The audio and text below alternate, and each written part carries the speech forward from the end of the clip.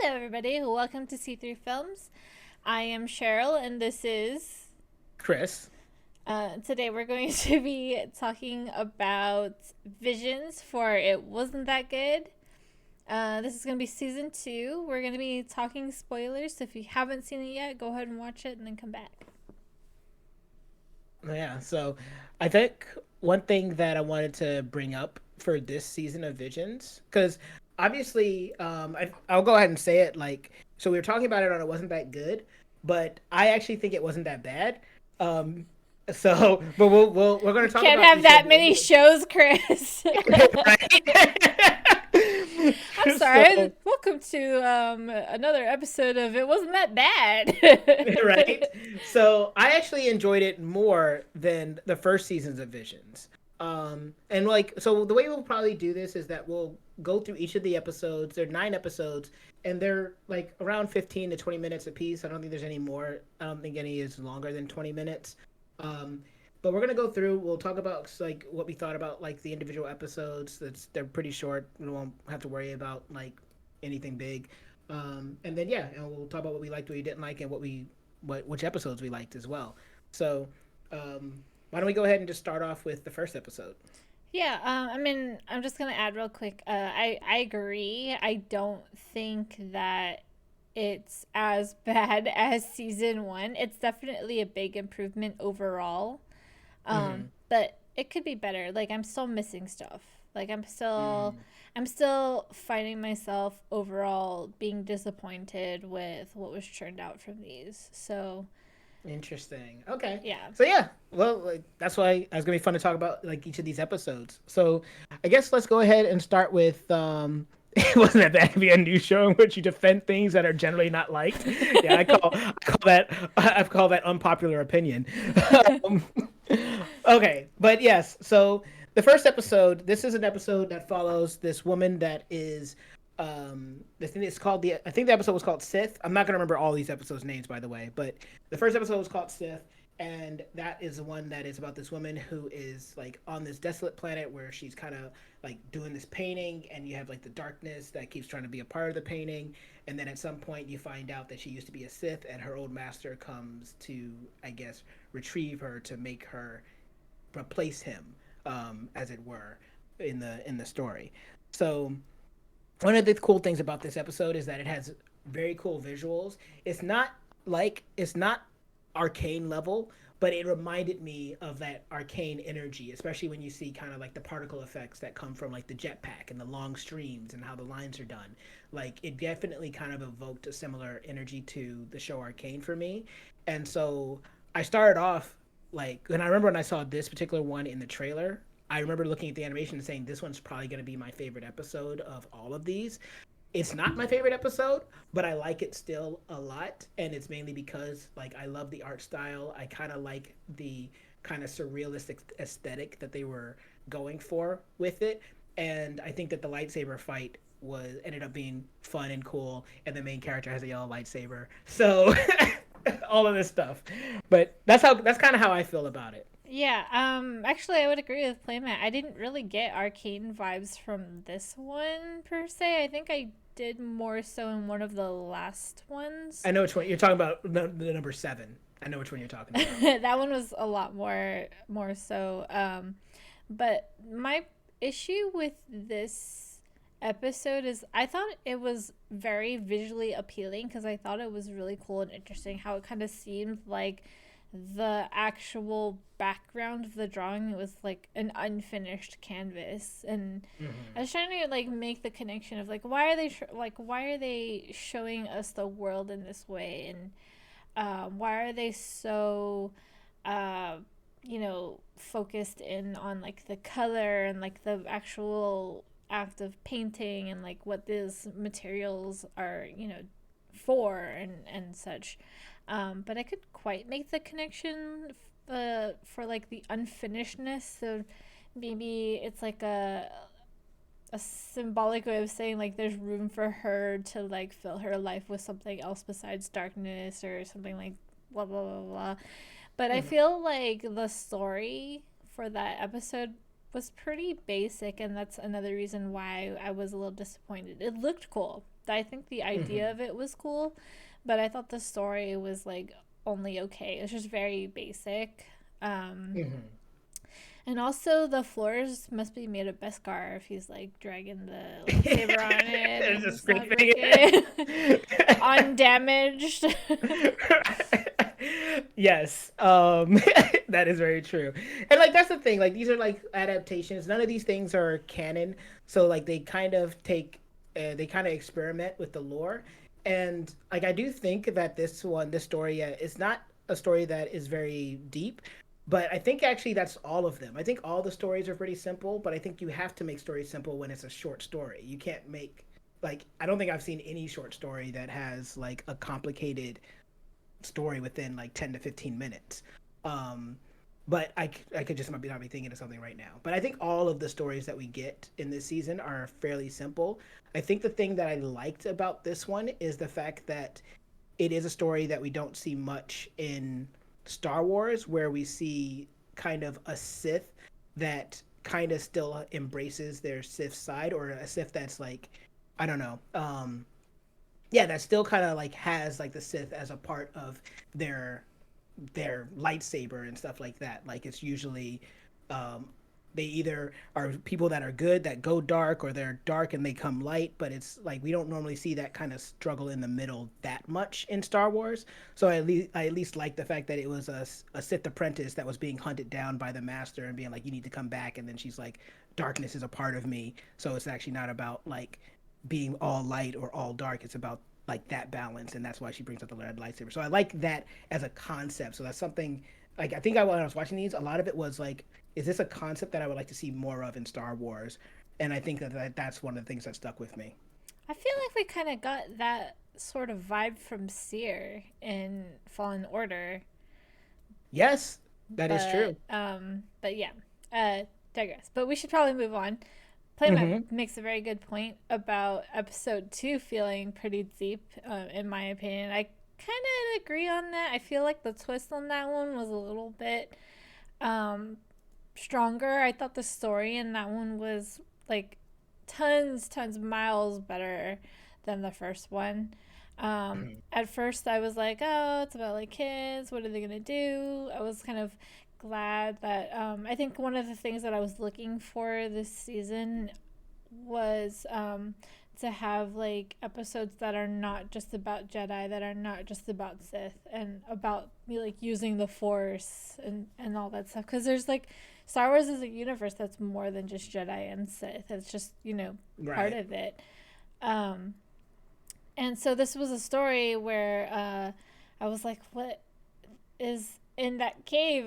Was it like a banshee or something? And it ended up just being a woman, and the kid was being called to by what we find out later is a Sith, probably um, Lord or Master, that was trying to test her to see if she could become a Sith, and so she ends up killing the woman, knowing that she's a woman because she was stuck under a rock, and that kind of helped her pass the test. And so this is kind of like, and the reason why I thought it was so interesting is because it was kind of like an opposite story of Luke, where Luke gets taken away and recruited to go on adventure on a new life away from his boring planet life to become a Jedi.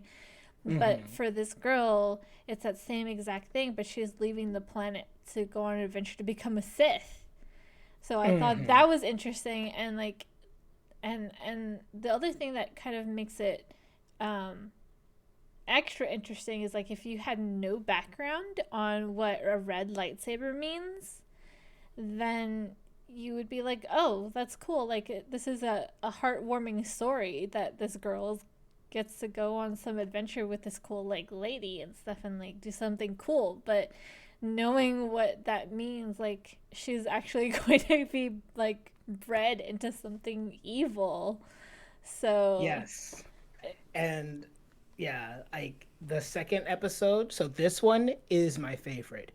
Um, I showed this to Playmat and my roommate when they were when he stopped by to like have lunch one day because I like this episode that much. I showed them the first two, but I mainly was trying to show them this one. And this one I think is the best out of all the episodes for me personally. There's another episode that comes close, but like you said, it's there is more going on with this story and from what you're able to infer for what is happening. But at the end of the day, like I do feel like it's still like fairly simple. It's about like a character that wants to escape their poverty. Like that's a story that we've seen over and over again. But the thing that makes it unique is the context that surrounds it. And so yeah, this is a character that escapes poverty, but they're escaping their poverty or their bad life to essentially become a child soldier, which is actually the same thing that happens to the Jedi if you think about it, which is also kind of interesting. But it's not framed that way when it happens with the Jedi. It's framed as like this is a great thing and you're gonna get new opportunities, but then you end up being a kid that wields a deadly weapon and you go and you kill a bunch of people or destroy a bunch of droids. But anyway, but yeah, like so that moment when you think, and that's the thing, like the story, it ramps up in such an interesting way, right? Like I thought that this was going to be one I did not like because I thought it was going to be very kiddie based on the style. And then as you keep going, this episode does so much with tone and like the music and just building this sense of dread. And like yeah, when they get into that cave and you're like, why is she staying? Why isn't she leaving? And the story that you get, the implied story that happened off screen, which is that someone told her to come and do this so that she could be free, and she survives. That's the thing. She has to survive and kill this witch, and then take her weapon, and now the weapon is hers. And so then yeah, the final implication that when she leaves, she's going to leave to become a Sith. That was another thing I was like, I would actually like to see that in Star Wars. Like we talked about like how the sequel trilogy failed Finn, but it would have been very interesting to like kind of follow a Sith like apprentice that didn't know what they were getting into, but now it's kind of like, well, this is a better life than what I had, or is it really? And like there's such that last shot where she's looking back and there are tears in her eyes and there's this kind of feeling of did I just make the wrong choice? Like there's such an ominous feeling that's over this entire episode, and it's one of the few of these episodes that actually gets really dark. There's a couple of these shorts that surprise me how dark they get based off of what I'm expecting from Disney, or I was expecting like from this stuff in Disney. But yeah, this one was very dark by the end, but I love it. It's a great episode. Yeah, and it's just I applaud how much storytelling they were able to do in such a short amount of time. So it's definitely a really good. I'm not sure if I'm a huge fan of the way it was drawn. I like Hmm. the art for the master at the end, but Yeah, and the ship was really cool. But it was interesting. All the art I true. think was very interesting, and I generally feel like the art in this season is better than last season. Agreed. And one thing that we'll take away from this is that I think that the future of Star Wars is strong in animation because in animation you can do kind of more creative ship designs. You can have more aliens as main characters without having to worry about like the budget. So you don't have to have everyone basically be human with one or two like prosthetic aliens because you don't have the money to like CG people or to put people in prosthetics. So that's one of the cool things about animation that is definitely prevalent through all these episodes. Ironically, the first two episodes were predominantly human, so Yeah, um, but but yeah, this yeah yeah. yeah. So So for the third one, I don't have too much to say about it. It was I was not a huge hated, fan of I it. hated that little girl. I hated that Yeah, little the little girl so girl. much. Yeah, she was annoying because she Oh didn't my god, listen, and like they try to twist it to be like, oh, she was right all she was right. along. I was like, in any other story, any other case, No. you would die. You would have got your Yeah. sister killed, or you would have got killed. I was Mhm. like, Yeah.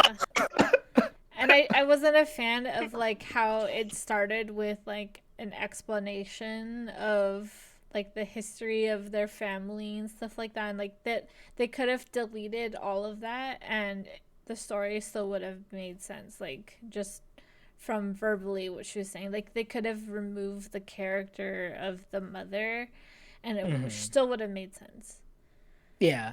No, absolutely. And this one is so all we were talking about how all animation styles are interesting and they're all different. This one is kind of like the claymation art style, which is similar to what the episode 4 is going to be as well, but it kind of feels more like, what is it, like Chicken Little, but we'll get to that in a second.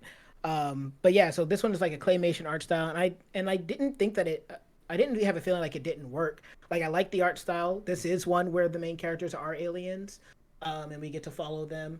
And I actually don't think overall the story is like bad. It's the story is about them basically freeing the water for their planet, after their entire civilization has been wiped out.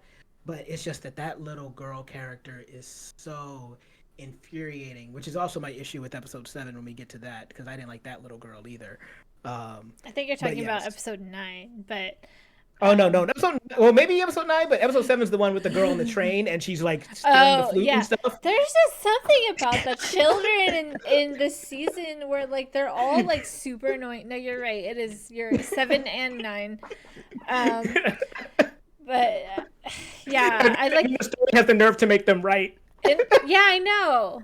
In my notes, I literally put "stupid child." But and I think the other one is for like annoying child. But in like in this one, I just felt like it wasn't just how annoying that the kid was, but it was also just like, like I mentioned, there was a lot of exposition. We didn't need the history lesson at the beginning. But in that history lesson, there's this part about how they have these tanks of water, and then the water in the lake is like contaminated with something, so they can't drink it. That's why they have to go and steal the water from the tanks. Yeah. And then at the very end, to free themselves, they break all the tanks that spill into the contaminated lake, and now they have no water at all. So I was just like, oh my gosh, how was this a successful ending? Like, why are we cheering? With the girls, they had to use the Force together, so that's why. No Jedi training at all. They just can't do it. That's prevalent in a lot of this, actually, by the way. I know. But let's move on. Let's get to, because that's enough for that one. We both kind of feel the same on that one. Yeah. The fourth one. So this is one that fits in line with what you were talking about not being about Jedi or the Force or anything else like that. And there was an episode like this in the first season of Visions. I think it was episode 2 or 3, where they had like the thing where the person was singing. It was like singing a song on Tatooine. They were trying to hold a concert, and I hated that episode on Vision season 1. I actually liked this episode, not from a standpoint of it made me like excited or anything else like that, but I just thought that it was a sweet story. I thought it was like cute and everything else like that. Like, story about a daughter learning to accept her mother, and a mother like showing her child, or like working together with her child to achieve a goal against another family. And like, it's another simple story, but it was one that I just found endearing. And once again, like, the main characters are aliens, so I like that.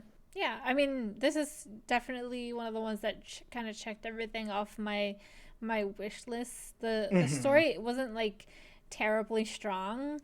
It was just, like you said, it was a basic story, but it was a good, solid story that, it's just has a different skin. It's just like everything, like the people are aliens. The setting is, an alien planet with these like crazy ships and stuff like that.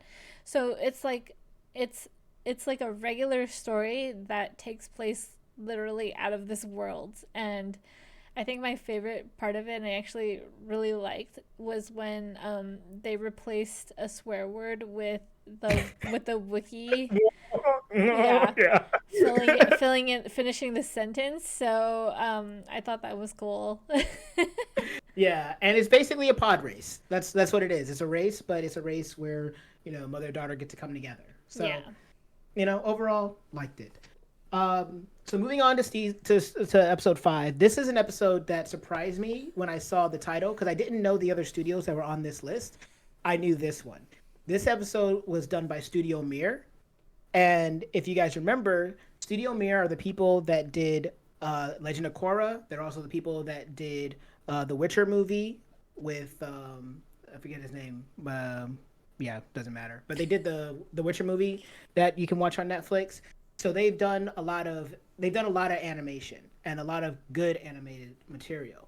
So it was really cool to see what they were gonna do here. And their style is kind of like this kind of anime like style, kind of like westernized mix. But it always works. Like Korra was great. It looked great. The animation is always flowing, and the action sequences are always kinetic.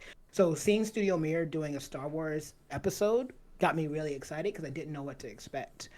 And so one thing that caught me off guard, this is probably the most violent out of all the episodes that they have. And I think the escalation of how violent it went, based off of the episodes that we had seen before, just completely caught me off guard because I was not expecting people to get like literally impaled on screen left and right before someone gets decapitated at the end of the episode. It's like crazy wild. Yeah, I mean, I thought it was visually appealing. I really liked the way it was animated. I liked the action and everything. I'm not too sure about the story. I think it was a little bit too complicated, a little bit um, more than they could chew, Yeah. because it they needed a lot of exposition, and because of all the talking, and I maybe I'm not like a huge fan of the voice acting for it because it kind of felt like it was an English dub. Um, It did. yeah, and it was just a very complicated story that like it in order to make it look cool and to make the action justified, it just needed a lot of explanation and it was a little bit much. So it almost felt like it was like an episode towards the end of a season of a series that I kind of just jumped into the middle of. Yeah. So it's funny you say that because that was the one this was the one episode that ended and I said I need to see more. Like I wanted to like see more from this world that they were building. Whereas the other episodes I was like, that's cool. Like that's the story and that's done. I'm ready to move on. But this was one that kind of left me, and this could be a good thing or a bad thing, but it left me wanting more because I felt like this what we got here was just like actually one part of a bigger story. Like you said, it almost felt like episode 20 in a 22 episode series. So yeah, I don't think I I necessarily felt like I wanted more. It's more like I needed more to really understand and appreciate what I'm watching. right, exactly. So, but yeah, but overall, I like the animation style. The action sequences looked gorgeous. Yeah, voice acting not great, but I love the character designs and the way the characters looked. Um, yeah, and I actually didn't mind how dark it got. I just was surprised by like this dude literally burnt this kid's like lip with a lightsaber at the start of the episode. Like, wow. Um, but yeah. So overall, I can't remember. But would you say that you liked it or not really? I thought it was visually appealing. Like it looked good and the action was good. It's just Okay. the storytelling was too complicated. Yeah, that was an example of needing to simplify it a little bit more because it is a short and there is only so much you can do in 14, 15 minutes. So then now we move on to episode six. This Episode one six. Oh, is my favorite one, okay. So I was gonna actually. say, episode six is my second favorite one. When I said earlier that two was my favorite and that there was another one that was a close second, episode six is that episode. But since it's you said it is your favorite, why don't you tell us what happens in the episode? Well, first of all, I was excited. I was like, "Oh, cool! This is like a big, like Las Vegas showroom for stormtroopers to go, and they're off duty and stuff like this. It's this big, awesome theater, and then the people who are in the theater are, like secret rebels, and they're like getting ready to like, bounce. And I'm like, you know, Also, a yeah, cool concept I would love to see in Star Wars, like stuff yeah, like this. like everything about it was just like that's cool, that's different. It's not about Jedi, it's not about the Force, it's not about Sith, it's not about anything. It's about the war. It's kind of like Andor. It's like a good story telling on subject matter that is existing in the universe that gets like no attention. Like there's all this other stuff, there's all this other suffering happening in the universe, and we don't get to see it because everyone's all like, oh, the Jedi, oh, the Sith, and stuff like that. So that's why I thought, like, and I mean, everybody loves Stormtroopers.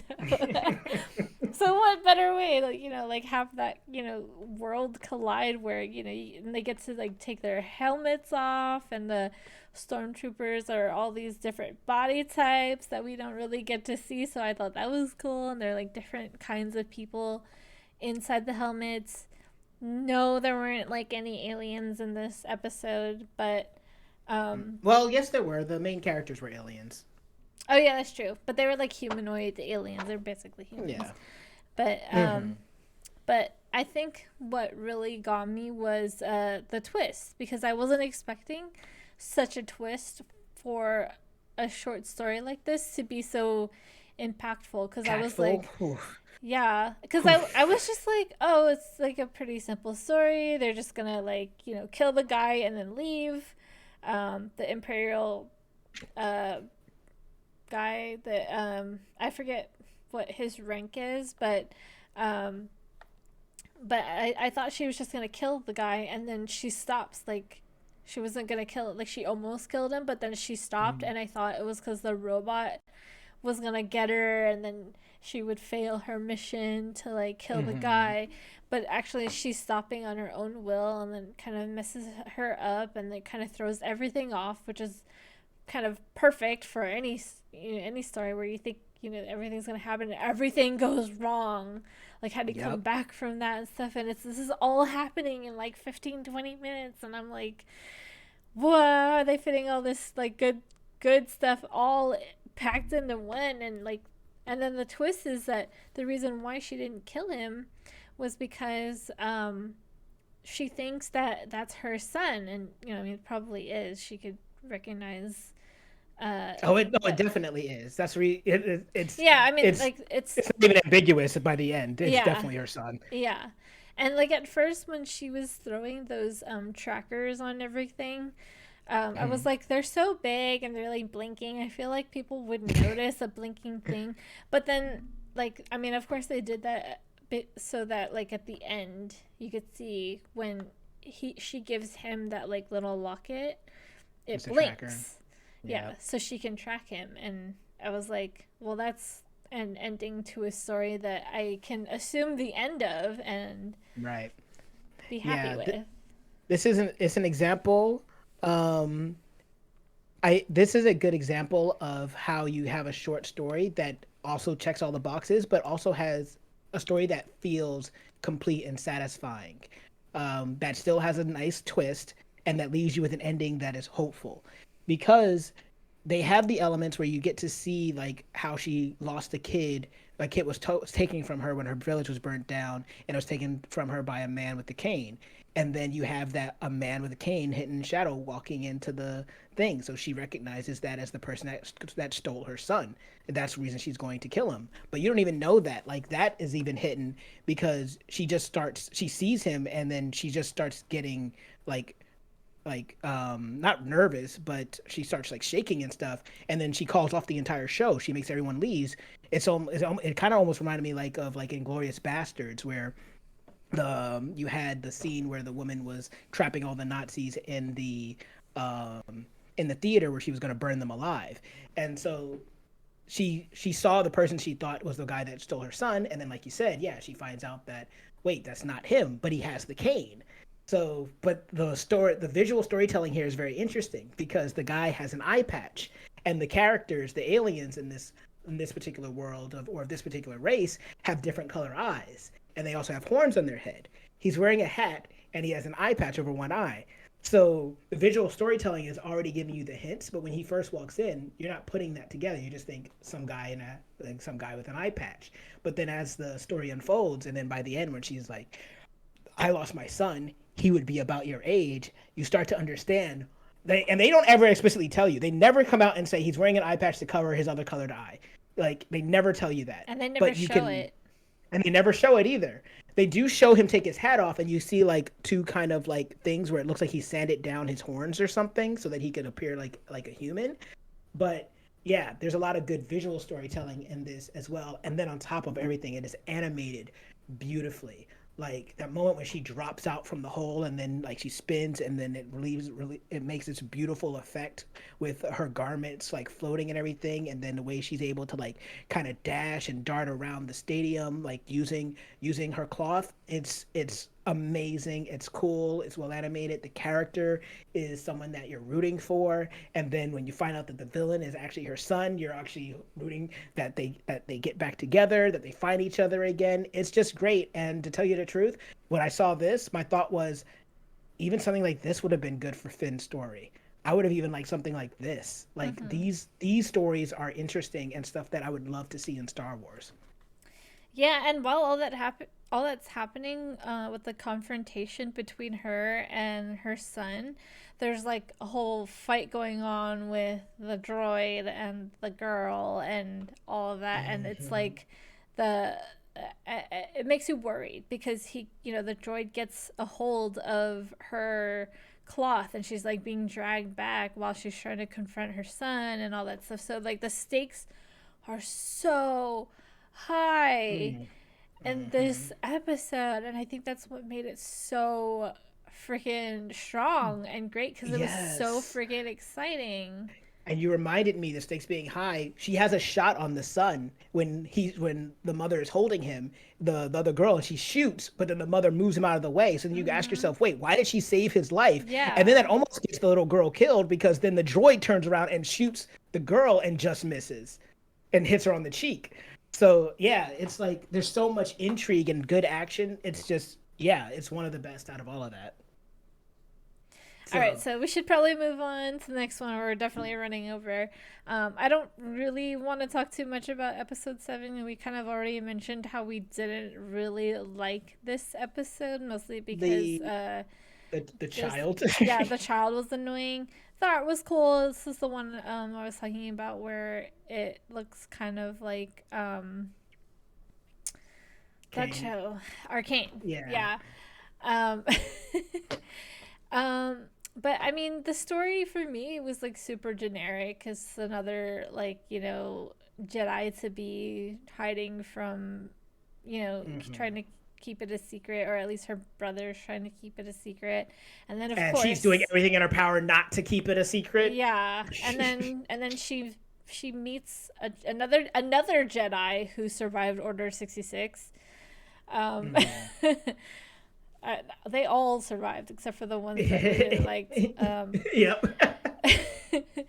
And then she goes off to train to become a Jedi with her. So it's it's a very simple story. Another like we've seen this 100,000 times, and so there's really nothing special about it besides the art looked cool and um, they tried to diversify it. But otherwise, Yeah. like there's really not too much more for it like going on.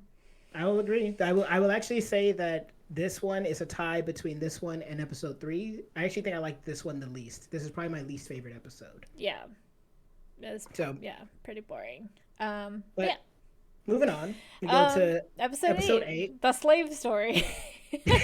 Yes, the slave story with literal brown people. Yeah, that one was hard to watch because It it. was to watch. Like seriously, I was like, I thought I was in for a good time. I was having fun. And do you know that when we get to the point, because when the sun gets out, I'm like, okay, I see where this is going. Like it's an interesting story. These guys are left in the hole. They have to get out. He's up here doing his best Dark Knight Rises impression, climbing out of the hole barehanded, getting help from nature. He's gonna go and he's gonna inspire the people to come and save them. These stormtroopers literally chuck him into the hole. And do you know, after they stun him and he's waking up as they're about to throw him, and the look of fear on his face when they throw him, and I thought that they weren't going to be able to. I thought he was going to be able to get out of it, but no, they chuck him right in there. And then he's just dead. And I was like, what is this? How did this escalate this much?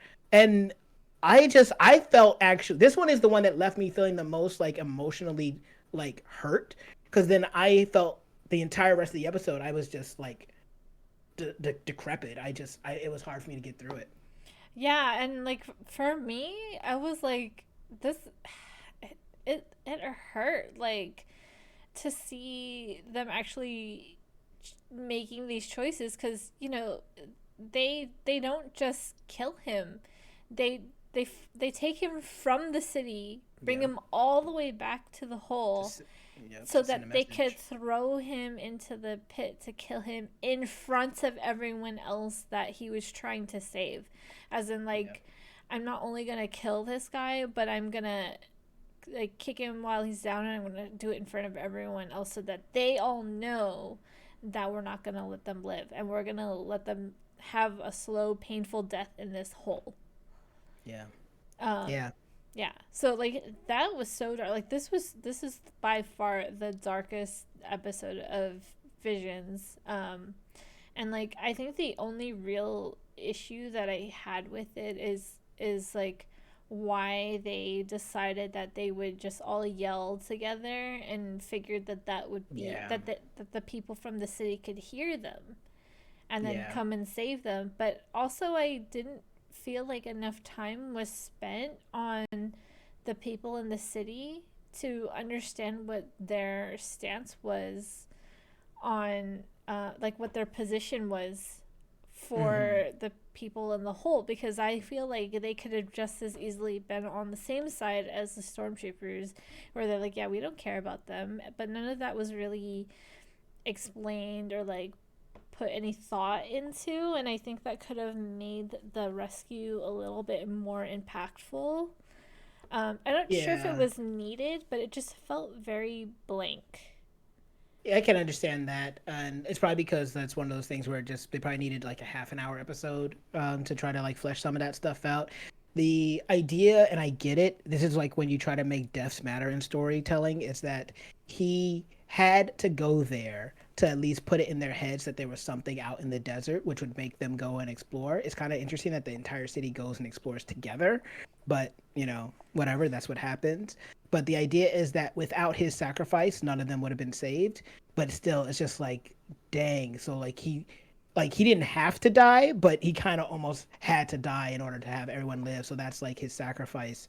And then then the end of the story, they throw in like the fact that his because they're mining for kyber crystals, and that's why they were down there. But at the end of the story, they show that like the townspeople come back, they save them, and then his little sister, presumably, I think it's his little sister, has like force powers because she makes the kyber crystal like float in her hand or whatever, and it looks like they might even be on Tatooine because there's like two suns or something. But yeah, I like this episode, but this was the episode that was hardest to watch and was the most dark and left me feeling the most um, disheveled by the end of the episode. So much that I thought it was like the last episode, and I was surprised to find out because then there's like an after credit sequence where they show that they painted him like a mural in his honor before they left and everything else like that. So which is cool, but I don't think I think it's a good episode. I did not feel good at the end of it. That's what it comes down to.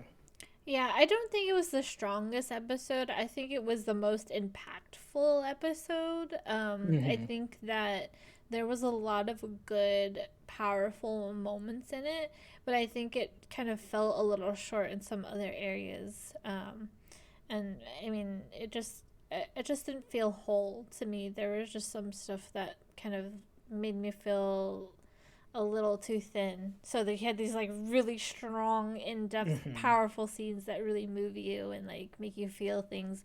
And then you have other stuff happening when you're like, oh, okay, they're doing a thing. Mm-hmm.